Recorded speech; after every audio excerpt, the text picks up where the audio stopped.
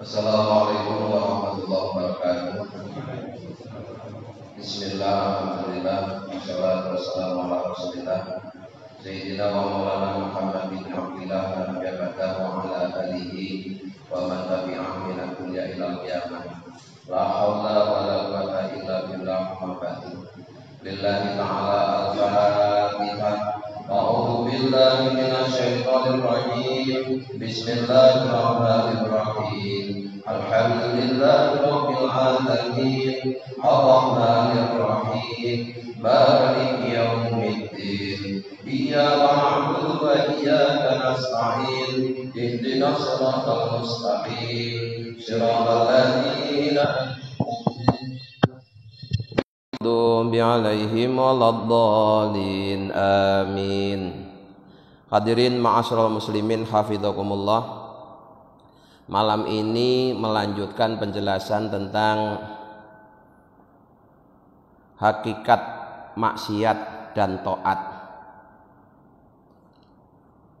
Definisi maksiat menurut ilmu fikih adalah setiap perbuatan orang mukallaf, baik yang bersifat batiniyah maupun lahiriah, yang bertentangan dengan tuntunan syariat, itu disebut maksiat.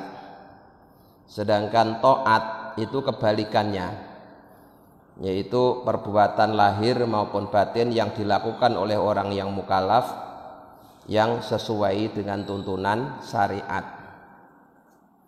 Jadi kesimpulannya, semua yang dilakukan oleh orang mukallaf itu cuma dua. Kalau enggak taat ya maksiat, kalau enggak maksiat ya taat. Ketika perbuatan itu sesuai dengan tuntunan syariat maka disebut taat. Sebaliknya ketika perbuatan tidak sesuai atau bertentangan dengan syariat maka disebut maksiat. Ini definisi taat dan maksiat menurut ilmu fikih. Maka walaupun di dalam hukum fikih ada 5 hukum, yaitu fardu, sunnah, haram, makruh, dan mubah. Maka untuk yang mubah ini sifatnya fleksibel. Ya. Ketika seseorang melakukan perbuatan mubah dengan tujuan meninggalkan yang haram, maka yang mubah itu juga bernilaikan ketaatan. Ya.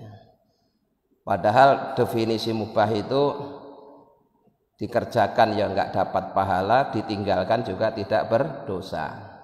Tapi kalau dia niatnya melakukan perbuatan mubah itu dalam rangka meninggalkan yang haram, maka itu dinilai sebagai taat. Sebaliknya ya, walaupun mubah tapi kalau memang tujuannya meninggalkan yang wajib, maka yang mubah itu jadi berdosa, jadi maksiat. Yaitu pengertian taat dan maksiat menurut ilmu fikih. Sedangkan menurut ilmu tasawuf, yang dinilai itu bukan perbuatannya, tapi yang dihasilkan. Ya. Jadi sebagaimana dijelaskan oleh Syekh Ibnu Athaillah, maksiatun awrasat dullan waftiqaron khairun min ta'atin awrasat izzan wastikbaron. Perbuatan yang secara lahiriah adalah maksiat, tetapi kemudian maksiat itu melahirkan di dalam hatinya merasa hina dan merasa butuh terhadap ampunan Allah, kemudian dia bertobat. Maka maksiat yang seperti itu statusnya lebih baik dibanding dengan taat, yang taat itu justru melahirkan sifat ujub, takabur, atau merasa mulia. Dengan demikian yang dinilai itu buahnya, ya buahnya. Sehingga walaupun lahiriahnya maksiat, tapi kalau buahnya baik, yaitu merasa hina dan butuh terhadap ampunan Allah, kemudian dia bertobat, maka itu dianggap sebagai taat. Ya. Sebaliknya ketaatan tapi melahirkan ujub, sombong, menghina orang yang tidak melakukan ketaatan, maka taat yang seperti itu hakikatnya adalah maksiat. Jadi karena yang dijadikan tujuan dari taat adalah rendah hati, khusyuk, tunduk, dan merasa hina di hadapan Allah. Terkait dengan sifat-sifat mulia yang muncul setelah seseorang jatuh dalam perbuatan maksiat, itu ada satu hadis qudsi. Allah berfirman, ana intal mungkasirati qulubuhum min ajli. Aku Allah itu ada di sisi orang yang hatinya hancur karena aku. Maksudnya hatinya hancur karena aku itu adalah orang yang setelah terjatuh dalam perbuatan maksiat, dia merasa hina dan sedih, ya, sehingga dia selalu berharap mendapatkan ampunan dari Allah. Bila taat tidak membuahkan sifat terpuji, sementara maksiat membuahkan sifat terpuji, maka maksiat akan lebih baik daripada taat, karena yang dinilai adalah buahnya, ya. Bukan perbuatannya tapi buahnya. Tapi ya buah itu hasil dari perbuatan. Memahami nasihat ini kita tidak boleh salah. Maksud dari nasihat ini adalah mengajarkan kepada kita untuk selalu memiliki sifat tawadhu, rendah hati. Ketika kita ditakdirkan berbuat taat saja, kita tidak boleh ujub, tapi harus tawadhu. Apalagi ketika seorang itu terjatuh dalam perbuatan maksiat. Jadi kalau taat saja harus tawadhu, rendah hati, apalagi berbuat maksiat. Maka kita yang sudah terbiasa taat itu tetap harus mewaspadai diri, jangan sampai ketaatan kita ini melahirkan sifat ujub, sifat sombong, terus kemudian merendahkan yang lainnya. Hal ini sebagaimana Rasulullah SAW bersabda, innallaha la yanzuru ila suwarikum wala ila a'malikum wa innama yanzuru ila qulubikum. Innallaha, sungguhnya Allah itu la yanzuru, tidak melihat, ila suwarikum, pada bentuk lahiriahmu, wala ila a'malikum, dan juga tidak melihat bentuk lahiriah dari amal solehmu. Wa innama yanzuru, tetapi sungguhnya yang dilihat oleh Allah adalah ila qulubikum, apa yang ada pada hati kalian. Jadi jika yang terjadi di dalam hatinya adalah sifat terpuji, maka ya perbuatan tadi berarti terpuji, walaupun kelihatannya maksiat, tapi maksiat yang melahirkan sifat terpuji. Ya, jadi setelah maksiat dia merasa hina, terus kemudian berharap ampunan Allah, kemudian bersungguh-sungguh bertobat kepada Allah. Walaupun taat kalau kemudian justru menimbulkan ujub, merasa lebih mulia dibanding yang lain, maka taat itu statusnya berubah jadi maksiat. Kemudian Syekh Abdul Abbas Al-Mursi, gurunya Syekh Ibnu Athaillah, gurunya yang menulis kitab Hikam, beliau berkata, setiap perbuatan buruk yang membuahkan adab yang baik pada hakikatnya tidak dianggap buruk.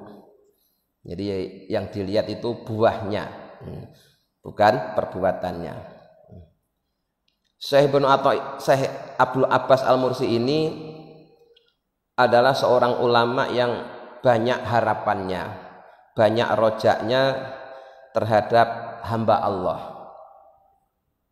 Karena beliau selalu memandang betapa rahmat Allah itu sangat luas. Allah berfirman, wa rahmati wasi'at kulla syai'. rahmatku, kasih sayangku itu meliputi segala sesuatu. Di dunia ini semua makhluk Allah itu dapat rahmat Allah. Ya. Yang mukmin, yang kafir, yang taat, yang maksiat, semuanya dapat rahmat Allah. Bahkan tidak hanya manusia, tapi seluruh ciptaannya Allah itu mendapatkan rahmat dari Allah. Karena memang rahmat Allah itu sangat luas. Maka kalau toh amal baik kita tidak bisa menjangkau rahmatnya Allah, tapi rahmatnya Allah tetap bisa menjangkau kita. Kemudian salah satu kebiasaan Syekh Abdul Abbas Al-Mursi itu adalah suka memuliakan seseorang berdasarkan kedudukannya di sisi Allah. Artinya beliau itu orang yang tidak tertipu oleh penampilan lahiriah, sehingga pernah terjadi beliau itu kedatangan tamu. Secara lahiriah tamunya ini adalah orang yang taat. Nah, dilihat dari pakaiannya itu pakaiannya orang taat, ya, ahli ibadah. Tapi ketika orang itu datang sama Syekh Abdul Abbas Al-Mursi itu dicuekin, tidak dipedulikan. Setelah itu datanglah seseorang yang tukang berbuat maksiat, tapi baru datang itu sudah disambut dengan ceria, dengan menyenangkan. Mengapa demikian? Rupanya ya, orang yang taat tadi datang dengan membawa kesombongannya, sementara yang tukang maksiat ini datang dengan membawa kehinaannya, rendah hati. Maka beliau memuliakan orang, ya, karena orang yang datang ini datang dengan rendah hati. Walaupun kelihatannya orang taat, kalau datang dengan kesombongan maka beliau abaikan. Kemudian di dalam kitab Syarah Hikam yang lain itu ada kisah. Kisah itu disampaikan oleh seseorang namanya As-Sa'bi dari Khalil bin Ayub, bahwa pernah terjadi pada zaman Bani Israel, itu pada zaman sebelum Nabi Muhammad, ada sekelompok orang ahli ibadah sedang berjalan bersama teman-temannya yang semuanya ahli ibadah. Dan ahli ibadah ini tampak dari cahaya yang muncul pada wajahnya. Bahkan ketika berjalan diikuti oleh awan, di luar biasa. Ketika dia sedang berjalan, di tengah jalan ketemu dengan seorang pelacur. Nah, pelacur ini begitu melihat ada sekelompok orang yang wajahnya bercahaya, kemudian dinaungi oleh awan, itu dia langsung insaf, langsung merasa hina di hadapan Allah. Kemudian dia ingin bergabung dalam rombongan tersebut dengan tujuan ya mudah-mudahan mendapatkan limpahan rahmat Allah, terus paling tidak dapat ampunan. Nah, baru si pelacur ini mendekat, itu udah diusir. Pergi kamu ke sana, jangan gabung di sini, kamu orang najis, gitu. Karena dia pelacur. Begitu dibentak begitu, pelacur itu hatinya lebih hancur lagi, merasa sedih, merasa bersalah di hadapan Allah. Akhirnya apa yang terjadi? Allah memberi wahyu kepada Nabi yang ada masa itu untuk ngasih tahu kepada ahli ibadah tadi bahwa derajat dia, karomah dia oleh Allah dicabut, kemudian diberikan kepada pelacur tadi.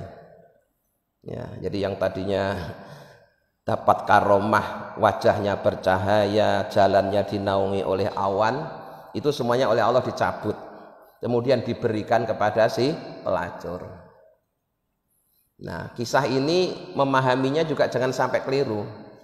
Jangan sampai kemudian kalau begitu bagusan pelacur daripada ahli ibadah. Bukan begitu. Ya, bukan begitu. Ya. Sombong, ujub yang muncul dari ahli ibadah, ya, masih kalah baik dengan rendah hati yang muncul dari seorang pelacur. Itu maksudnya. Kisah kedua, ada seseorang yang sedang sujud Pak, sholat. Tiba-tiba dia diinjek orang itu kepalanya itu. Ya, lagi sujud diinjek kepalanya. Nggak tahu yang injek ini sengaja apa tidak sengaja. Karena kalau di Mekah ya, kayak di sekitar Ka'bah itu kan kadang aktivitas orang yang satu lagi sholat, yang satu lagi tawaf. Sehingga bisa jadi pas yang sholat ini lagi sujud itu diinjek sama yang sedang lewat. Akhirnya yang sedang sujud ini bangun terus marah-marah, sumpah, demi Allah tidak akan mengampuni dosamu. Masa orang sujud diinjek kepalanya? Dia marah. Maka apa yang terjadi? Allah memberi wahyu kepada Nabi pada masa itu untuk ngasih tahu bahwa pahalanya orang yang sujud tadi itu oleh Allah diambil, kemudian diberikan kepada orang yang injek kepalanya. Nah, kebalik ya. Jadi yang sujud diinjek kepalanya marah-marah, kemudian pahalanya sujud itu oleh Allah dicabut, malah diberikan kepada orang yang menginjak. Apa kesalahannya? Pertama, dia marah bukan karena Allah, marahnya karena nafsunya. Ya, merasa terganggu, wong lagi ibadah kok diinjak kepalanya. Ya, dimarahnya bukan karena Allah tapi karena diinjak itu, karena nafsunya. Yang kedua, dia telah bersumpah menggunakan nama Allah dan dia mengklaim bahwa Allah tidak akan mengampuni dia. Padahal soal mengampuni atau mengadab itu hak prerogatifnya Allah. Yaghfiru liman yasha wa yu'adzibu man yasha, itu ayatnya kan sering kita baca. Jadi Allah itu punya kewenangan untuk mengampuni atau menyiksa. Maka kita tidak boleh mendoakan seorang kamu tidak bakalan diampuni.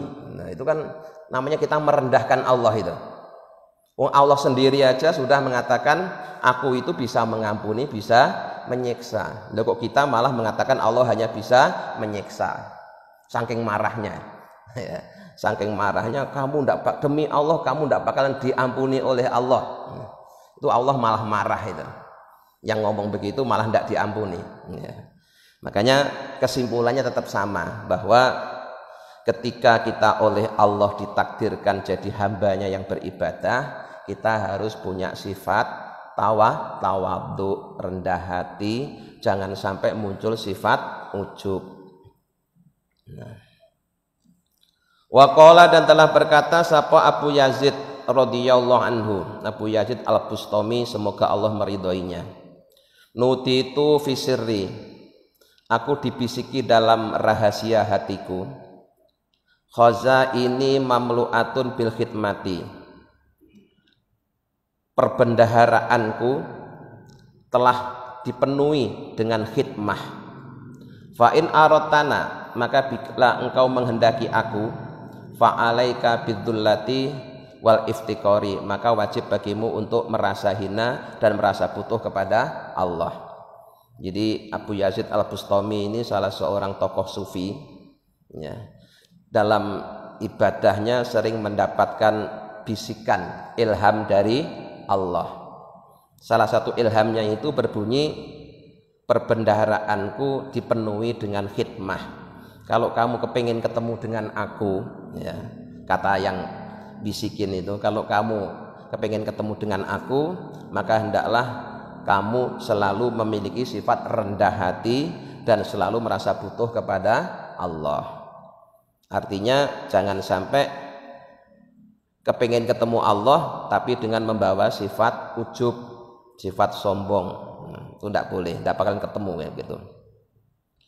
Wa qala Rasulullah sallallahu alaihi wasallam, dan Rasulullah SAW juga bersabda, laulam tudnibu, seandainya kalian semua tidak berdosa, La khosyitu, maka aku akan mengkhawatirkan alaikum pada kalian, mengkhawatirkan ma sesuatu, huwa yang dia itu asyaddu lebih berat, min dalika daripada dosa.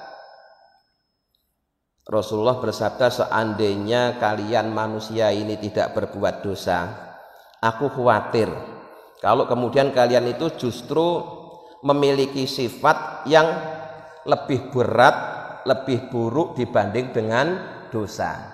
Apa itu? Al-ujbu, yaitu sifat ujub. Ya. Jadi terjadinya dosa pada orang yang beriman itu ada hikmahnya, Pak. Ada hikmahnya. Apa hikmahnya? Supaya dia tidak ujub. Karena kalau orang itu ya misalnya selalu dalam kebenaran, selalu dalam kebaikan, ahli ibadah, alim, tidak pernah salah, itu malah rawan punya sifat ujub, bangga diri. Terus nanti kalau ketemu orang dianggap semua orang ada di bawahnya. Itu bahaya, ya, bahaya. Maka siapapun orangnya kecuali Nabi ya, kecuali Nabi dan Rasul, itu pasti pernah berbuat salah, pernah berbuat dosa. Kalau Nabi memang punya sifat maksum, terpelihara dari dosa. Kalau kesalahan kecil ya pernah, tapi nggak sampai menimbulkan dosa. Tapi kalau manusia selain Nabi dan Rasul, itu makhalul khoto' wan nisyan, tempatnya salah dan lupa, yang kadang-kadang karena salah dan lupa itu kemudian menjadikan dia berdosa. Itu dosa yang terjadi pada orang yang beriman itu ada hikmahnya. Hikmahnya apa? Supaya dia tidak ujub. Karena kalau orang itu tidak pernah salah, tidak pernah lupa, akhirnya ujub, gitu kan. Jadi kita jangan menuntut orang lain untuk tidak boleh salah. Kita ini kadang-kadang suka berlebihan. Ketika kita punya pemimpin, punya tokoh, kita nuntut agar pemimpin itu tidak boleh salah, tidak boleh keliru, tidak boleh lupa. Nah, ini tuntutan yang berlebihan. Ya. Bahwa Allah saja itu malah sengaja setiap orang itu ada potensi untuk berbuat salah, berbuat dosa. Untuk apa? Supaya tidak ujub. Ya. Supaya tidak ujub, karena ujub itu nanti status dosanya lebih besar daripada dosa biasa. Kadza fi shahihaini. Hadis tersebut disebutkan dalam kitab Shahih 2, yaitu Shahih Bukhari dan Shahih Muslim. Nah, jadi kita sekarang jadi tahu bahwa dosa itu ternyata juga ada hikmahnya, supaya orang tidak ujub. Karena kalau orang tidak pernah dosa malah ujub, dan ujub itu lebih berat dosanya, gitu. Makanya kita juga tidak boleh menuntut orang lain untuk tidak boleh salah. Bahkan salah atau lupa yang terjadi pada Nabi itu malah jadi syariat, ya. Jadi ada hikmahnya, sehingga misalkan Nabi sholat juga pernah lupa. Terus akhirnya kan kita dalam kajian fikih, bagaimana kalau imam lupa, cara mengingatkannya seperti apa, cara menggantinya bagaimana, dan seterusnya. Jadi ada syariat, itu gara-gara lupa. Tapi kalau Nabi itu aslinya tidak lupa, tapi dilupakan, ya. Sengaja dilupakan supaya ada tuntunan syariatnya, karena nanti untuk jaga-jaga umatnya ini. Wa qala alaihi salatu wassalam, dan Nabi Muhammad SAW juga bersabda, laula anna dzamba khairun minal ujbi, sungguh seandainya dosa itu tidak lebih baik daripada ujub, ma khalallahu baina mu'minin wa dzambin abadan. Niscaya dosa itu oleh Allah tidak akan dilepaskan antara orang beriman untuk selama-lamanya. Jadi rupanya dosa yang terjadi pada orang yang beriman itu lebih baik daripada ujub. Maka setiap orang yang beriman, sebaik apapun, sesoleh apapun, pasti pernah melakukan kesalahan. Ya, pasti pernah melakukan kesalahan. Untuk apa? Supaya dia tidak ujub. Nah. Wa qala Syekh Abu Madyan radhiyallahu anhu, dan telah berkata Syekh Abu Madyan, semoga Allah selalu meridhoinya, inkisarul asi khairun min sulatil muti'i. Orang yang berbuat maksiat kemudian hatinya terasa hancur, itu lebih baik daripada orang taat yang kemudian merasa hebat. Ya, hampir sama ini kesimpulannya. Ya. Jadi orang setelah terjatuh dalam perbuatan maksiat timbul penyesalan, sedih, kemudian sungguh-sungguh memohon ampunan kepada Allah. Itu lebih baik dibanding orang yang taat, sehabis taat kemudian gembleleng. Nah. Wa qala Syekhu Suyukhina radhiyallahu anhu, dan telah berkata gurunya guru kita, semoga Allah meridhoinya, maksiatun billah khairun min alfi ta'atin bin nafsi. Maksiatun, satu perbuatan maksiat, billahi, yang terjadi karena takdirnya Allah, itu khairun, lebih baik, min alfi ta'atin, daripada 1000 ketaatan, bin nafsi, yang terjadi merasa taat itu muncul dari dirinya sendiri. Jadi gini, ya, ada orang berbuat, atau bukan berbuat ya, terjatuh dalam perbuatan maksiat. Sebenarnya orangnya itu tidak niat berbuat maksiat, tidak suka berbuat maksiat, tapi karena takdir Allah menentukan dia jatuh perbuatan maksiat, akhirnya terjadilah perbuatan maksiat. Nah, sementara yang satu itu dia rajin taat kepada Allah, rajin ibadah kepada Allah, tapi dalam hatinya merasa bahwa ketaatannya itu muncul dari usahanya diri sendiri, bukan atas pertolongan Allah. Dengan kata lain, saya bisa sholat, saya bisa ngaji, saya bisa wiridan, saya bisa sedekah, saya bisa macam, saya bisa, sampai 1000 kali saya bisa. Ya. Itu nilainya kalah dengan satu perbuatan maksiat, yang perbuatan maksiat terjadi karena takdirnya Allah. Jadi gini, sama-sama terjadi perbuatan maksiat, antara walinya Allah dengan orang fasik itu beda, Pak. Ya. Jadi ada 3 perbedaan antara walinya Allah dengan orang fasik ketika terjadi perbuatan maksiat. Kalau walinya Allah itu satu, layak suduha, dia tidak bermaksud, tidak bertujuan, tidak berniat untuk berbuat maksiat. Jadi perbuatan maksiat yang terjadi pada walinya Allah itu karena memang takdirnya Allah, dan takdir Allah kan memang tidak bisa dihindari. Kenapa Allah mentakdirkan walinya untuk berbuat maksiat? Supaya tidak ujub. Nah, gitu. Karena kalau nggak pernah berbuat maksiat nanti malah ujub, jangan-jangan malah mengaku lebih mulia daripada Nabi. Wah, lebih bahaya itu. Nah. Yang kedua, wala yafrahu biha. Walinya Allah itu kalau terjatuh dalam perbuatan maksiat dia tidak gembira, tidak senang. Justru sebaliknya dia bersedih. Bersedih. Kemudian wala yasirru 'alaiha, dan dia tidak terus-menerus dalam perbuatan maksiat. Ya mungkin hanya sekali itu terus kapok, tobat, udah selesai. Nah, kalau orang fasik itu kalau berbuat maksiat, pertama memang dia bertujuan, diniati, sengaja berbuat maksiat karena memang orang fasik ya. Kedua, setelah dia berbuat maksiat itu merasa gembira, senang.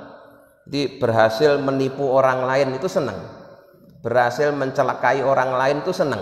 Ada kegembiraan setelah berbuat maksiat. Terus dia terus menerus ya, melakukannya secara terus menerus.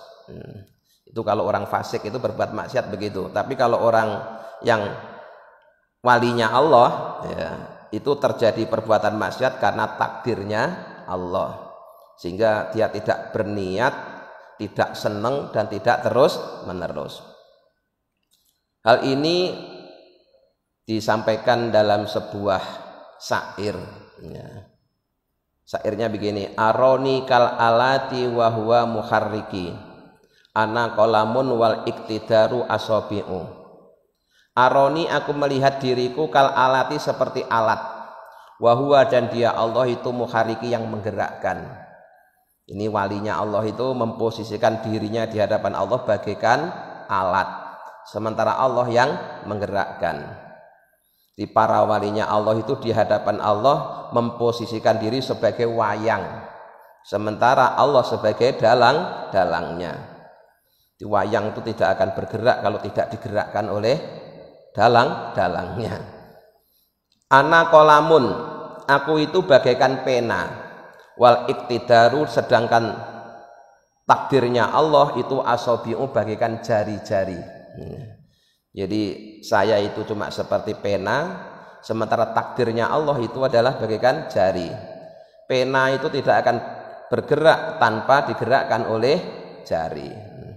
Ini sekali lagi pengakuan walinya Allah, ya. Kalau bukan walinya Allah tidak boleh ngaku seperti itu, ya.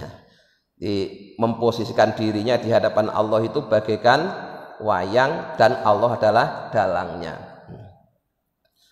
Nah, kemudian di syair yang lain begini: in kuntu fi hukmi syariati asyan, fa ini fi ilmil haqiqati ta'i'u.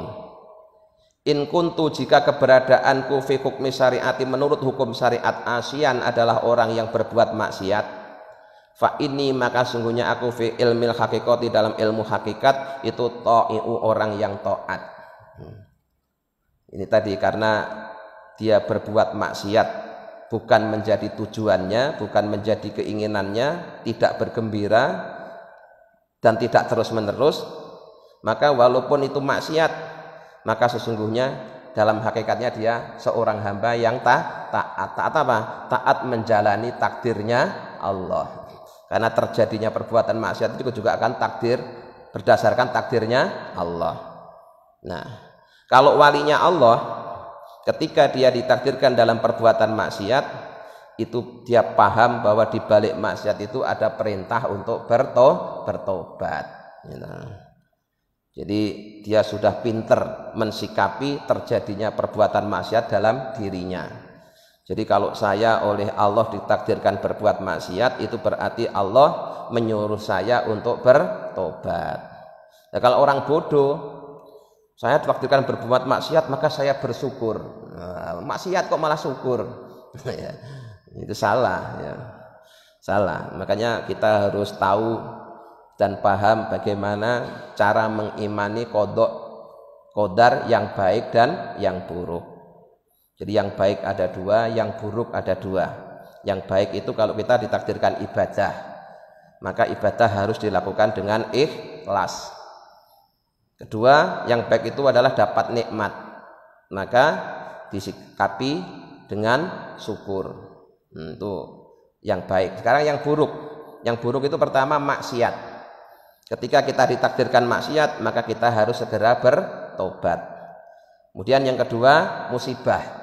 Ya, yang buruk itu adalah musibah. Ketika kita ditakdirkan ditimpa musibah, maka kita harus bersabar. Itu caranya begitu. Jangan sampai keliru. Nah, takdirkan maksiat malah bersyukur. Loh, ini takdirnya Allah, ini harus bersyukur. Bentuknya maksiat kok bersyukur, ya keliru, ya. Makanya perlu ngaji biar tahu ilmunya. Jadi sama-sama menerima takdir itu ada aturannya, ya. Jadi kalau maksiat berarti harus tobat. Itulah itu sekalian. Jadi sekali lagi kita jangan sampai salah memahami nasihat-nasihat yang seperti ini. Ini tidak ada maksud untuk menganjurkan kepada kita untuk berbuat maksiat, tidak. Sekali lagi, tidak. Juga tidak ada anjuran kepada kita untuk berbuat dosa, tidak. Dosa dan maksiat itu tidak usah dianjurkan, sudah setiap hari kita lakukan. Tapi justru sebaliknya dari nasihat-nasihat tadi itu, kita supaya dimotivasi, kalau kamu terjerumus dalam perbuatan dosa, segeralah bertobat. Segeralah mohon kepada Allah Sebaliknya, ketika kamu ditakdirkan dalam perbuatan taat, jangan sampai muncul sifat ujub atau sombong. Mudah-mudahan dengan bimbingan Allah kita bisa mengamalkannya. Amin ya rabbal alamin. Allahumma sholli ala sayyidina Muhammad wa sayyidina Muhammad alhamdulillahi rabbil alamin. Allahumma inna nas'aluka imanan daima yaqinan shadiqan wa qalban khashiyan lisanan dzakira wa rizqan halalan wa ilman nafi'an sholiha. Allahumma ij'alna wa auladana wa dzurriyyatina wa talamidana min ahlil ilmi wa ahlil khair wal ibadah wa la taj'alhum min ahlil jahli wal ma'siyah. Rabbana atina fid dunya hasanah wa fil akhirati hasanah wa qina adzabannar. Subhana rabbika rabbil izzati amma yasifun wa salamun alal mursalin alhamdulillahi rabbil alamin. Assalamualaikum warahmatullahi wabarakatuh.